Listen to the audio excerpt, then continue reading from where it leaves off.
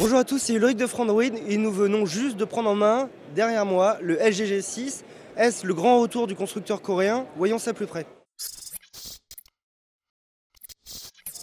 Voilà, on vient de prendre en main le LG G6 juste après la conférence et on va évoquer trois choses intéressantes sur ce téléphone. La première chose, c'est son design. Comme vous pouvez le voir, il a un grand écran de 5,7 pouces avec des dimensions très correctes. Et au final, la prise en main est quand même très agréable. On peut regretter le logo LG G6 LG en bas sous l'écran. Néanmoins, on peut dire qu'il a des bordures très fines, sans être borderless. Donc on trouve bien sûr des bordures, mais avec une prise en main très correcte, c'est-à-dire qu'il n'est pas trop large. Et ça, c'est super appréciable. Le téléphone est en métal sur les côtés, avec les antennes que l'on voit au-dessus. Du métal anodisé, un aluminium anodisé très correct. Et à l'arrière, en fait, on a un toucher vert, donc c'est du verre, qui prend bien sûr les traces de doigts et le gras, mais qui permet au téléphone de ne pas être trop lourd. Et c'est ce qui m'a plutôt interpellé, c'est finalement que le téléphone, malgré le fait qu'il ait un grand écran et des dimensions plutôt importantes, c'est qu'il est très léger en main et du coup la prise en main est super agréable. L'écran, comme vous avez pu le voir, a des coins arrondis. Et ça, c'est quand même très surprenant d'avoir des coins arrondis. Ça me fait penser, pour ma part, au Palm Pre. Et c'était un téléphone des années 2010 quand même.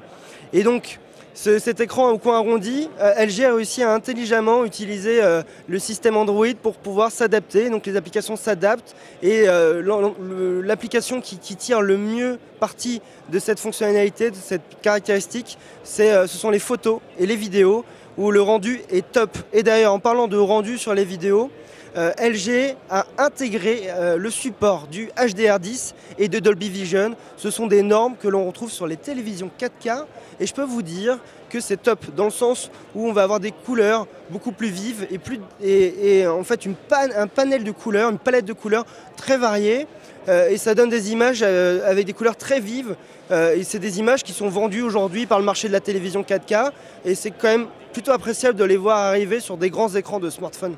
Moi, je suis plutôt enthousiaste.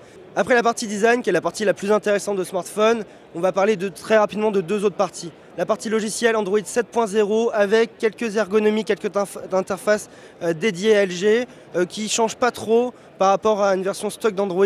Moi, ce que j'ai plutôt apprécié, c'est le mode photo, où on trouve à l'arrière un double capteur photo comme sur le LG G5, donc deux capteurs de 13 mégapixels.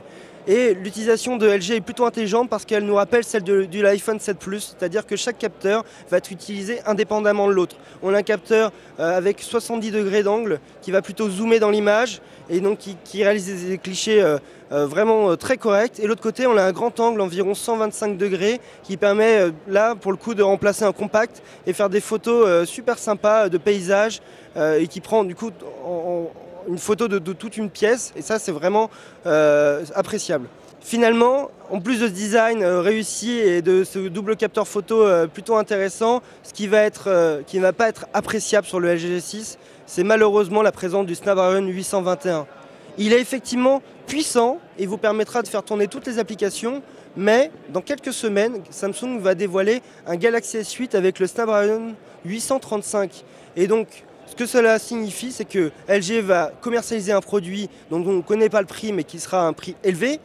Et il va se retrouver face à un Galaxy S8 avec un processeur bien plus puissant, d'environ 15%, 20% plus puissant. Je trouve ça vraiment dommage, surtout qu'on trouve du Snapdragon 821 sur le OnePlus 3T qui est vendu autour de 350-400 €. Donc au final, LG nous surprend en abandonnant complètement la partie modulaire du LG G5 avec un écran très impressionnant au bord arrondi et une très grande surface d'écran par rapport à la face avant du téléphone, un design très réussi, mais du Snapdragon 821 qui est certes puissant, mais qui sera moins puissant que la concurrence dans quelques semaines seulement.